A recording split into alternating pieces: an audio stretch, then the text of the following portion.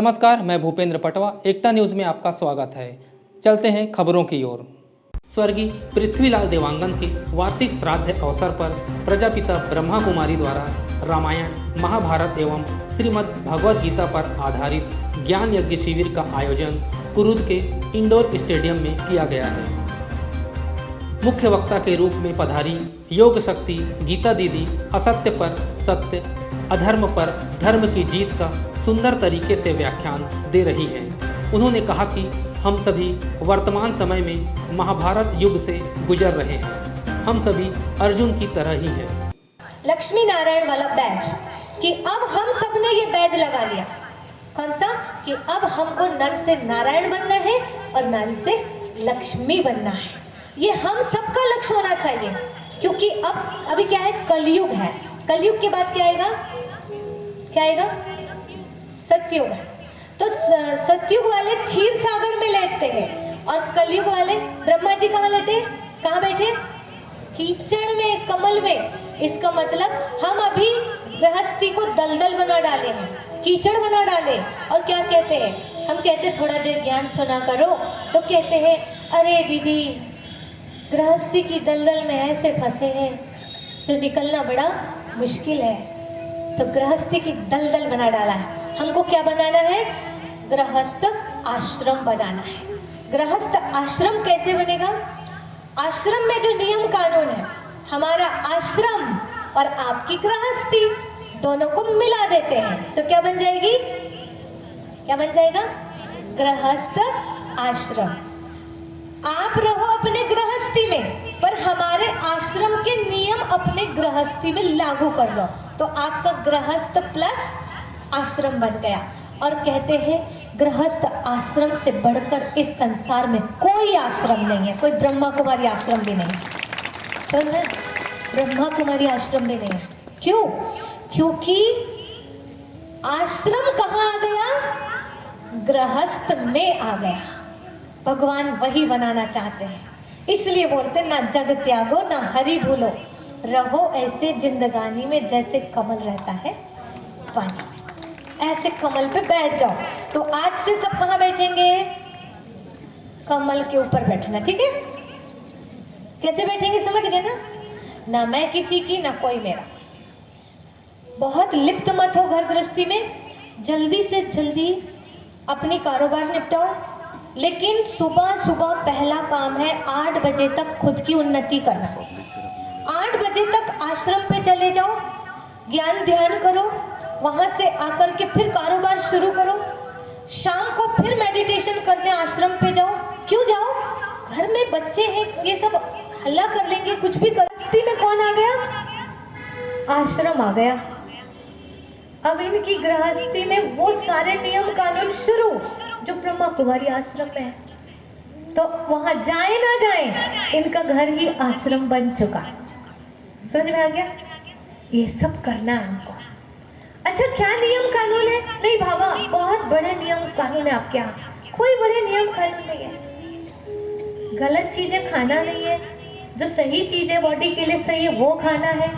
जल्दी उठना है, जल्दी सोना है, गुस्सा नहीं करना है, डांट कर काम करते थे प्यार से करना है। कौन सी बड़ी बात है वहां पे? और गृहस्थ में रह करके शुद्ध रहना है। कैसे रहना है कल परसों बात करेंगे हम। शास्त्र में बहुत सुंदर तरीके से बताया गया है। पहले गृहस्थ में, पहले ब्रह्मचर्य में रहो, फिर गृहस्थ में हो, गृहस्थ से वापस वानप्रस्थ में आ जाओ, और वानप्रस्थ से संन्यास आश्रम में आ जाओ। वही तो ब्रह्मा कुमारी बोलते हैं। और क्या बोलते हैं? कोई भाई बहन नहीं बनाते पति पत्नी को, कोई नहीं बनाते। ये शास्त्र कहते हैं कि गृहस्थ से वानप्रस्थ में आ जाओ। ये आना जरूरी था, नहीं आ रहे हैं, इसलिए ये प्रकृति विकराल रूप ले रही है। और सीधे से नहीं सुधरेंगे तो टेढ़े से सुधारेगी, पर सुधारेगी, गारंटी है। प्यार से मान जाओ चाहे मार से। तो कैसे? ये चित्र देखिए आप, यहाँ पर यही बताया, ये जड़ अभी फाउंडेशन तैयार हो रहा है। ऊर्ध्व मूलम, ऊपर को मूल है, पार ब्रह्म परमेश्वर ऊपर है। इधर पे आते हैं तो धरती पर बीज लगाते हैं, और उसमें से अंकुर निकलता है, तब पता चलता है इधर बीज लग गया। अंकुर निकलने के बाद ऐसे ही जब राधा कृष्ण का जन्म हो जाएगा इस धरती पर, ये अंकुर निकल जाएगा, तब पता पड़ेगा दुनिया को कि भगवान आ गया, नई दुनिया रच डाला और चला भी गया। इधर देवी देवता आने लगेंगे, तब पता पड़ेगा, और वही बनेंगे लक्ष्मी नारायण बड़े होकर। लक्ष्मी नारायण इसीलिए राधा कृष्ण की शादी नहीं दिखाते और लक्ष्मी नारायण का बचपना कभी नहीं दिखाते, क्योंकि राधा कृष्ण ही वही स्वयंवर के बाद लक्ष्मी नारायण कहलाते हैं। और फिर सतयुग में लक्ष्मी नारायण राजा रानी रहते हैं और त्रेता युग में सीताराम रहते हैं राजा रानी। अब ये तना दिखाया है, सतयुग और त्रेता को तने में डाल दिया। क्यों डाल दिया? क्योंकि जैसे पेड़ में एक तना रहता है, ऐसे सतयुग और त्रेता में एक ही धर्म रहता है। एक धर्म, एक मत, एक भाषा, एक कुल, धार्मिक राजनीतिक सत्ता एक के हाथ में।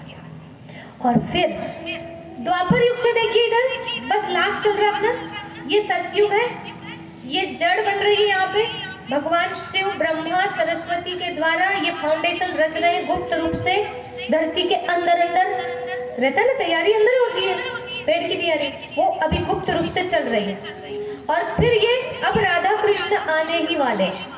फिर सतयुग और त्रेता तने के रूप में दिखाया, उसके बाद द्वापर से डालियां निकलने लगी। ये कौन सी डालियां हैं? सबसे पहले सनातन धर्म, पहला धर्म कौन सा था? आदि सनातन देवी देवता धर्म, ठीक है। उसके बाद में एक डाली निकली इस्लाम धर्म, इब्राहिम आए सबसे पहले। इब्राहिम कौन थे? सनातन धर्म का एक व्यक्ति था इब्राहिम, और वो उनके माता पिता मूर्ति पूजा करते थे, उनके घर में मूर्ति पूजा चलती। तो उसको ये चीज समझ में नहीं आती थी, कई बार मूर्ति बेचते थे उनके पिताजी वगैरह वो सब। तो मूर्ति क्या हुआ, एक दिन क्या हवा तूफान या कुछ ऐसा हुआ, नहीं ऐसे हुआ कि ये सारे लोग कहीं गए थे, घर वाले इनको भी जाना था पर ये नहीं गए थे, वहाँ कोई मेला वगैरह लगा था, कहीं गए थे। तो ये नहीं गए उस दिन, ये थोड़ा मूर्ति पूजा को उतना नहीं मानते और वो सब करते थे। तो इन्होंने क्या किया, उनको जाने दिया, जितनी मूर्ति बनाए थे ना सबको तोड़ फोड़ डाला। अब वो वापस आए तो देखा कि ये सब मूर्तियां टूटी पड़ी है। तो उनसे पूछा क्यों ये तुमने तोड़े हो? तो उन्होंने कहा नहीं। बोले कैसे टूटी? तो बोले लड़ लिए होंगे आपस में, टूट गई होंगी, बोले एक दूसरे को मारे पीटे होंगे, बोले। तो बोले तू गजब की बात करता है, ये कभी वहां अपनी जगह से हिल नहीं सकते हैं और लड़ने की बात कर रहा है। और उस समय से जैसे मूर्ति तोड़ा करके पता चला तो उन्होंने कहा बेटा तू जल्दी से यहाँ से दूर चला जा, कहीं नहीं तो सब तेरे पिटाई करेंगे, बात जा। और वो वहाँ से दूर चले गए। और फिर उधर जा करके, क्योंकि इनकी बातें भी बहुत रहस्यमयी लगती थी, अच्छी लगती थी, तो बहुत सारे लोग जो है उनको सुनते थे और उनसे जितने लोग जुड़ते गए वो उनके अनुयायी बनते गए। और एक इस्लाम धर्म, अल्लाह अकबर, अल्लाह एक है, अल्लाह ही श्रेष्ठ है, इतने सारे मूर्तियों की पूजा मत करो। अर्थात मन भटक रहा है, कोई यहाँ कोई वहाँ, बहुत ज़्यादा मेरा भगवान ये, मेरा भगवान ये, तो ये बहुत हो रहा था। इसीलिए उन्होंने कहा एक को याद करो। अच्छा ज्ञान दिया था, कोई बुरा ज्ञान नहीं दिया था। जिनको अच्छा लगा वो उनसे जुड़ गए, एक डाली ये निकल गई। देखिए सनातन धर्म ये है तना, इससे एक डाली ये निकल गई, दूसरी डाली बौद्ध धर्म, तीसरी डाली बुद्ध जी आए, उन्होंने जो सुनाए जिनको अच्छा लगा वो उनके बन गए। क्राइस्ट आए 2000 साल पहले, उन्होंने क्रिश्चियन धर्म की स्थापना की। फिर आए शंकराचार्य जी, उन्होंने आकर संन्यास धर्म की स्थापना की। फिर आए मोहम्मद साहब और उन्होंने मुस्लिम धर्म की स्थापना की। 1485 साल करीब हो गए और इस तरह से एक के बाद एक आते गए। अब देखिए ये सनातन धर्म जो मोटा तना था, यानी एक ही था पहले, अब इसमें से कुछ इधर चले गए, कुछ इधर चले गए, कुछ इधर चले गए, ऐसे विभाजित होते गए और तना ऊपर जाके कैसे हो गया, छोटा होता गया, तना छोटा होता गया, ठीक है। अब प्रभाव ज़्यादा है, उनके पास पावर ज़्यादा है और हमारा जो धर्म है इसमें क्या है कि हम पूजा पाठ तो बहुत करते हैं, लेकिन पवित्रता बहुत कम होती जा रही है, शुद्धि बहुत कम होती जा रही है। यहाँ पर नियम की बात अगर कोई कर दे ना, जैसे हम नियम की बात करें ना तो कहते हैं तुमको छोड़ देंगे पर बुराई नहीं छोड़ेंगे, गलत चीजें नहीं छोड़ेंगे, ऐसे कहते हैं। यहाँ पर साधु संतों का उतना रिस्पेक्ट नहीं है। यहाँ पर कोई अगर पवित्र जीवन जी रहा है तो उसको बहुत सम्मान की दृष्टि से नहीं देखा जाता है। हमने ये चीज देखा है। जैन धर्म में आप देखो थोड़ा सा, महाराज जी और जो माता जी है, सारे धर्म के उनके लोग उनको करना ही पड़ता है और करते हैं। और जैन धर्म में ऐसा नहीं है कि केवल महाराज जी और माता जी लोग ही करते हैं, लेकिन उनसे वो जैन भाई बहनें भी, उनके भी बहुत नियम होते। किसी ने 6 महीने का ले लिया नियम ब्रह्मचर्य का, तो किसी ने साल का ले लिया, तो कहीं ने जीवन भर का ले लिया, गृहस्थ में रहने वाले। और यहाँ ब्रह्मा कुमारियां अगर बता दे नियम के बारे में तो ब्रह्मा कुमारियों को ही उल्टा बदनाम कर देते, वो भाई बहन बना देती। ऐसे कल बताऊंगी, कल परसों में इसकी पूरी राज की बातें कि वास्तव में है क्या और हम समझ क्या रहे। और इस तरह से नियम संयम को समाज जो है वो बहुत ज़्यादा ध्यान नहीं दे रहा है, और इसलिए कोरोना टाइप का एक बीमारी आ रही है कि ऐसे नहीं तो ऐसे तो सुधरोगे, समझ में? और इससे बड़ी वाली आएगी अब धीरे धीरे। क्यों? क्योंकि हम लोग ऐसे चेंज नहीं हो रहे, समझ में? संयमित होना ही पड़ेगा। हमने बहुत नियम तोड़े हैं, और जितने नियम टूटे प्रकृति उतना ही विकराल रूप लेगी। अभी आगे के लिए तो जो बताया मैं शॉर्ट में बता देती हूँ। ये लास्ट जो दिखाया ऊपर में पेड़ झाड़ कल्पवृक्ष, ऊपर में और ज्यादा।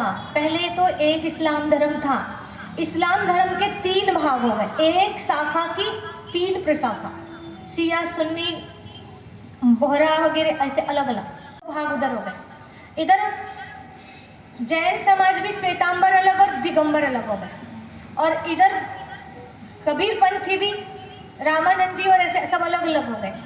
कोई भी संस्थान 100 साल से ज्यादा ठीक से चलता ही नहीं है, कोई भी धर्म, उसमें कई भागों में बढ़ते जाते हैं। तो फिर क्या होता है? आपस में झगड़े। फिर लोगों को जल्दी से जोड़ने के लिए ज्यादा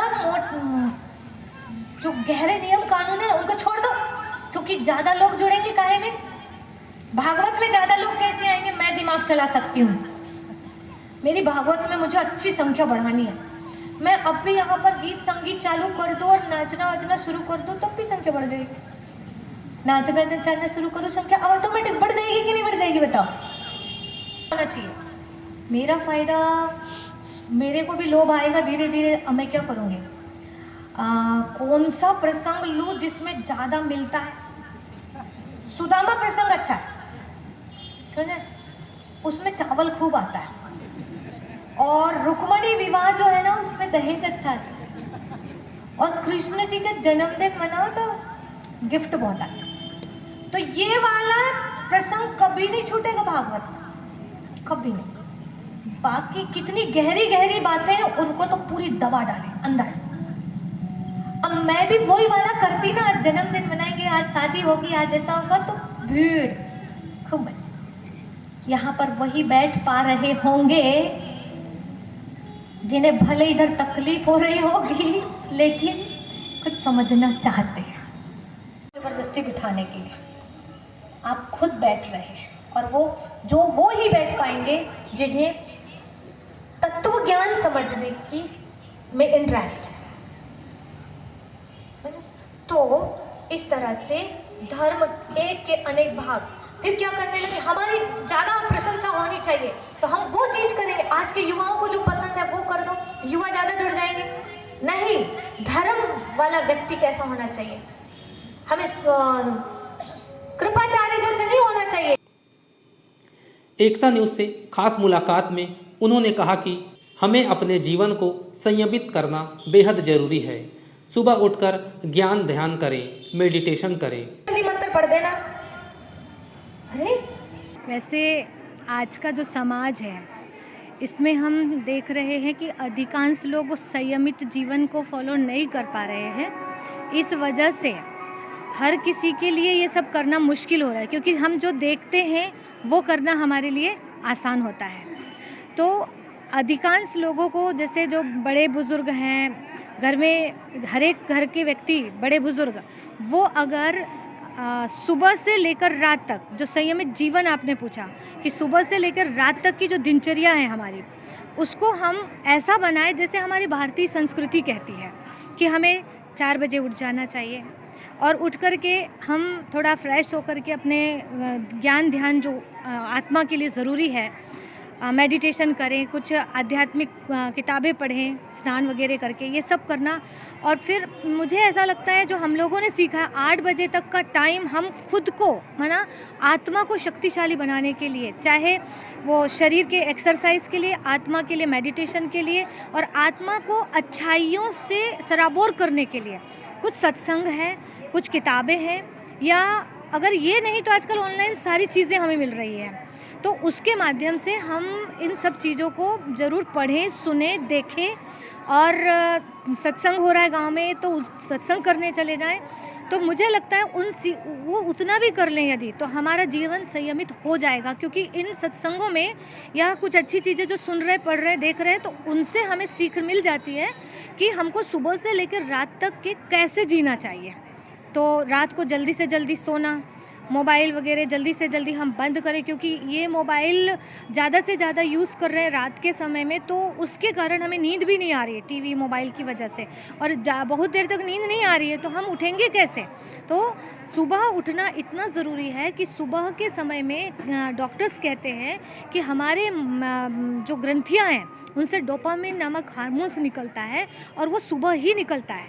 8 बजे तक हमें वो, अगर हमने रिलीज़ कर लिया हमारे बॉडी से, खुश रहकर आध्यात्मिक चीज़ें पढ़कर, तो सारे दिन के लिए हम जो चिड़चिड़ापन है, क्रोध है, गुस्सा है, इन सब से दूर हो जाते हैं। एक माइंड हमारा सुव्यवस्थित हो जाता है। बढ़ते आत्महत्या और जल्दी हाइपर होने वाले के सवाल पर उन्होंने कहा कि मनुष्य को अलग अलग रोल मिला है। जब कोई चीज़ हमारे मुताबिक नहीं होती तब मन विचलित हो जाता है। बेहतर होगा कि लोग खुद को सुधारें, दूसरों की टेंशन ना लें। मान मोह नष्ट हो गया। मेडिटेशन में हमें ये सिखाया जाता है कि ये संसार में जो चीज़ हमारे लायक नहीं है, जो मुझे सही नहीं लगती है, उसको देख कर के मुझे गलत लगता है और मैं उसको बदलने की कोशिश करती हूँ, और वो जो कोशिश कर रही हूँ उसमें अगर मैं फेल हो जाती हूँ, मेरी बात मानी नहीं जा रही है, मेरे अकॉर्डिंग नहीं चल रहे सामने वाले, तो मुझे लगता है कि अब मुझे जीने से कोई मतलब नहीं है और मेरी इच्छाएं पूरी नहीं हो रही, तो मैं जीना नहीं चाहती हूँ। लेकिन मेडिटेशन सिखाता है कि हमें इस संसार में जो कुछ भी हो रहा है या लोग जो भी कर रहे हैं, हमारी इच्छा के विरुद्ध भी कर रहे हैं, तो हर एक व्यक्ति को जो रोल मिला है, पार्ट मिला है, उसी को प्ले कर रहा है। वो कुछ गलत नहीं कर रहा है, वो उसकी जगह पर राइट है, हम अपनी जगह पर राइट है। और मैं जब दूसरे की इच्छा के अकॉर्डिंग नहीं चल सकती, तो मेरी इच्छा के अकॉर्डिंग दूसरे कैसे चलेंगे। इसीलिए हमको यहाँ ये सिखाया जाता है कि मुझे अपना सुधार जितना करना है वो मैं करूँ, बाकी किसी को अपने अकॉर्डिंग चलाने की कोशिश ना करूँ। और आत्महत्या हम इसीलिए करते हैं कि हमारे अकॉर्डिंग नहीं हो रहा है, तो ऐसा नहीं होगा इस दुनिया में, और होना भी ठीक नहीं, क्योंकि सब एक जैसा रोल करने लगे तो पिक्चर का आनंद भी नहीं आएगा। तो हमको यहाँ ये सिखाया जाता है कि आप अपना सुधार कीजिए, अपने आप को आगे बढ़ाइए, दूसरे को परिवर्तन करने की जो इच्छा है उसका त्याग ही कर दीजिए। इधर तेजी से हो रहे धर्म विभाजन को लेकर उन्होंने कहा कि लोग पद, पोजीशन, मान सम्मान के चक्कर में धर्म का विभाजन कर रहे हैं। तो दबाएंगे। इसके पीछे सबसे बड़ा कारण ये है कि जैसे आज हमारी संस्था है, हमारी संस्था में हम 2 बहनें हैं, दोनों बहनें में योग्यता बहुत ज़्यादा है, ठीक है। आधे लोग उस बहन को पसंद करते हैं, आधे लोग मुझे पसंद करते हैं। अब क्या हो रहा है कि हम दोनों में धर्म उतना है नहीं है, धर्म की धारणा नहीं है। धर्म माना धारणा होता है, धर्म की धारणा नहीं है। हम लोग क्या कर रहे हैं,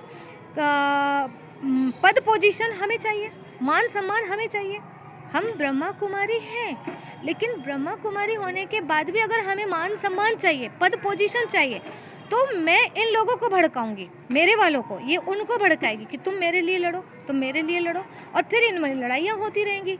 केवल पद पोजीशन, मान सम्मान चाहिए, इसके लिए ही धर्म विभाजन हो रहे हैं। युवाओं को धर्म और राष्ट्रवाद से जोड़ने के सवाल पर उन्होंने कहा कि युवा शिक्षित हैं, उन्हें बुजुर्ग परंपरा का ज्ञान तो दे रहे हैं, लेकिन धर्म का ज्ञान नहीं मिल पा रहा है, इसलिए आज के युवा भटक रहे हैं। शुरू 3 युवा वास्तव में वो स्वयं नहीं भटक रहे हैं, उनका मुख्य कारण ये है कि उन लोगों को हमारे धर्म में जो आध्यात्मिकता छिपी है, अभी क्या हो रहा है, रीति रिवाज बस सामने आ रहे हैं कि दिवाली आ गई तो ये कर लो, होली आ गई तो ये कर लो, भागवत हो रही है तो वहाँ इस तरह से परंपराएं जो होती है वो कर लो। अब युवा क्या है, एजुकेटेड है, और उनको कहो कि आप इनके चारों तरफ 7 चक्कर मार लो, तो वो जो है ना उसको कहेंगे क्यों मारूं, वो कहेंगे, उनको कहेंगे नारियल तोड़ दो, क्यों तोड़ूं, पैर पड़ो, क्यों पड़ो। उनको हर चीज़ का जवाब चाहिए, अब प्रमाण चाहिए, उनको हर चीज़ का रहस्य बताओ पहले। तो जब तक उनको रहस्यमयी बातें पता नहीं चलेगी तो वो इन सब चीज़ों को एक्सेप्ट नहीं करेंगे। इसीलिए आज के समय में जो हमारे धार्मिक किताबें हैं, ग्रंथ हैं, ये इनमें प्रतीकात्मक बातें हैं, अलंकारिक भाषा यूज़ की गई है, परंपराएं भी जो है उसमें भी जो बताया जा रहा है कि जो आत्मस्मृति में स्थित कराने के लिए, जो आध्यात्मिक अस्तित्व को पहचान कराने के लिए उन्होंने दीपक जलवाने को कह दिया। अब उनको बताना पड़ेगा कि दीपक का मतलब ये होता है कि ये मिट्टी का दीपक है, तो ये मिट्टी का शरीर है और इसमें जो ज्योति जल रही है वो आत्मा ज्योति है। तो ऐसे उनको अगर आध्यात्मिक बातें बताएंगे, उन परंपराओं में छिपे रहस्य को समझाएंगे, तो वो लोग बहुत जल्दी धर्मों को एक्सेप्ट कर लेंगे और यहाँ जो चीज़ें सिखाई जाती है धर्म में, वो चीज़ें वो फॉलो करना शुरू कर देंगे। कलयुग में लगातार जारी महामारी को लेकर गीता दीदी ने कहा कि इसका मुख्य कारण अनियमित जीवन शैली है, गलत खान पान, रहन सहन, यही सब इसके मुख्य कारण हैं।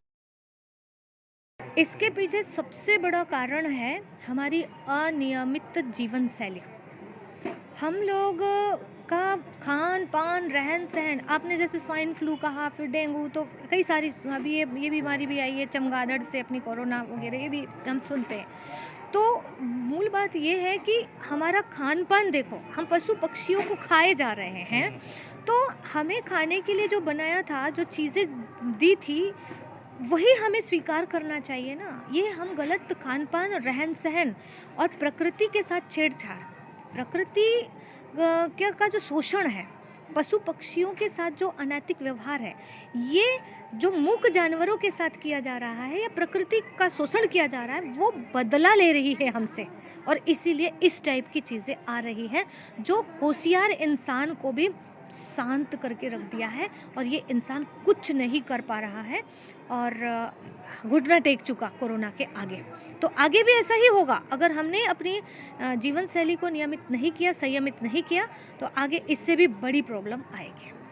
कलयुग का आने वाला समय मनुष्य के लिए कैसा होगा, इस सवाल पर उन्होंने कहा कि आने वाला समय बहुत अच्छा होगा, महापरिवर्तन संभव है, सिस्टमेटिक दुनिया बननी है, इसके लिए पुरानी दुनिया का विनाश निश्चित है। वो बहुत अच्छा युग होगा, बहुत अच्छा समय आएगा। लेकिन जैसे क्या होता है, हम नया मकान बनाते हैं, तो नया मकान बनाने के समय में थोड़ी सी प्रॉब्लम तो होती है, हमको एक छोटी सी जगह पे रहना पड़ता है, अपने आप को एडजस्ट करना पड़ता है, क्योंकि हम पुराना वाला को तोड़ रहे होते हैं।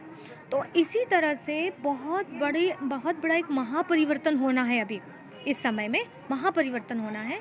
इसमें पूरी दुनिया को जैसे कि एक चेंज करना है हमको। तो इसके लिए आज जैसे अब आपको सुंदर कॉलोनी बनानी है ना, तो आपको पहले पूरे जो यहाँ वहाँ मकान है, तो उनको सबको तोड़ने पड़ेंगे और एक सिस्टमेटिक बनाना पड़ेगा। तो एक सिस्टमेटिक दुनिया बनने वाली है, तो उसके लिए पुरानी दुनिया का विनाश निश्चित है। तो उसके लिए प्राकृतिक आपदाएं आएंगी, अंतर्राष्ट्रीय युद्ध भी होंगे, और घर घर में लड़ाइयाँ भी होंगी, ये धर्म युद्ध होंगे, बहुत सारी समस्याएं पहले आएंगी, लेकिन उन समस्याओं का प्रभाव उन पर पड़ेगा जो संयमित नहीं है और अंदर से पावरफुल नहीं है। केवल वो दैहिक तौर पे वो रोटी कपड़ा मकान में जुटे रहे, धन धन इकट्ठा करने में लगे रहे, लेकिन आंतरिक शक्तियों को बढ़ाया नहीं, ध्यान से, मेडिटेशन से, आध्यात्मिकता से जुड़कर। तो इसीलिए लास्ट टाइम में उनको बहुत तकलीफ़ होगी।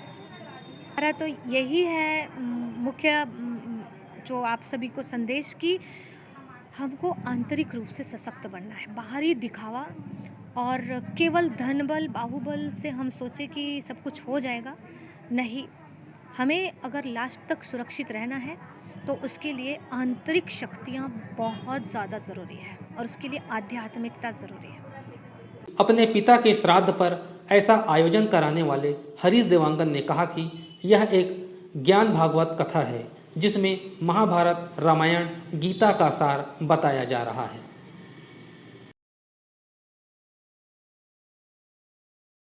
स्वर्गीय पृथ्वीलाल देवांगन मेरे पिताश्री के वार्षिक श्राद्ध के अवसर पर प्रजापिता ब्रह्मा कुमारी ईश्वरी विश्वविद्यालय की ओर से ये ज्ञान भागवत कथा, जिसमें अन्य भागवत कथा भक्ति मार्ग के होते हैं, लेकिन इसमें ज्ञान भागवत कथा रामायण, महाभारत, गीता के सार के ऊपर हमारी प्यारी दीदी राजयोगिनी गीता दीदी, जो सिवनी मध्य प्रदेश से आई हुई हैं, उनके माध्यम से वास्तविकता के धरातल पर हमको ले जाया जा रहा है। और ये कुरुद के इतिहास में पहली बार हुआ है कि ओम शांति सेंटर कुरुद की ओर से ये, और इसमें काफ़ी लोग ज्ञान गंगा को धारण कर रहे हैं और अपने जीवन को सात्विक बना रहे हैं। निश्चित रूप से इसका प्रभाव आने वाले समय में हम सबको दिखेगा और हम सब अपने जीवन को उच्च विचार की ओर ले जाएंगे और सद्जीवन हम भी जिस प्रकार से ईश्वर ने संदेश दिया है उसी के अनुसार अपने जीवन का यापन करेंगे। ऐसे हम सब ओम शांति सेंटर कुरुद की ओर से अपेक्षा करते हैं। एकता न्यूज़ में आज बस इतना ही। अगले बुलेटिन में फिर मिलेंगे, तब तक के लिए नमस्कार।